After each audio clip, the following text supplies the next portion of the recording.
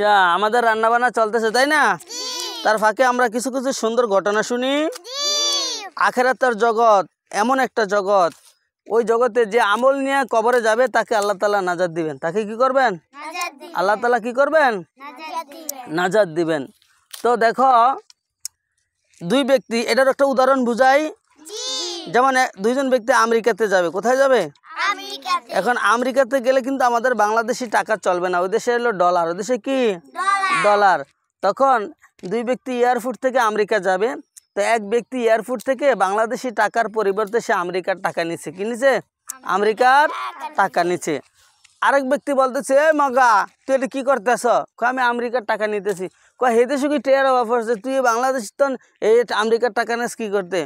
কথা বলছো? আর যে ব্যক্তি মগা সে ব্যক্তি বাংলাদেশি টাকা নিয়ে আমেরিকাতে গেছে।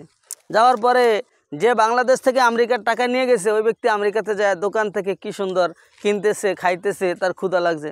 আর যে ব্যক্তি বাংলাদেশি টাকা নিয়ে গেছে, ও যে দোকানে যায় টাকা দেখলে বেটা, না না না না, লোকেরা বলে এই টাকা এই দেশে চলে না, এই বাংলাদেশি টাকা আমেরিকাতে কি করে না, চলে না।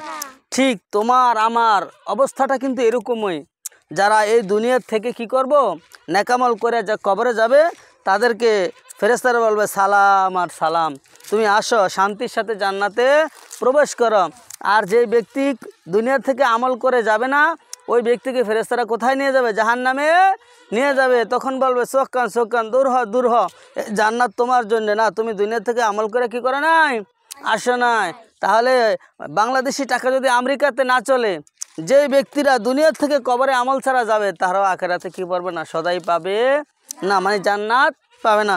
যেরকম বাংলাদেশি টাকা নিয়ে আমেরিকাতে গেলে সদাই দিবে না, কি করবে না, এমনিভাবে যারা এই দুনিয়া থেকে আমল ছাড়া কবরে যাবে, তাদেরকে আল্লাহ জান্নাত দেবে না। দর্শক, যদি ভিডিওটি ভালো লাগে আপনারা অবশ্যই লাইক শেয়ার কমেন্ট করে দেবেন। সকলকে ধন্যবাদ। আসসালামু আলাইকুম ওয়া রাহমাতুল্লাহ।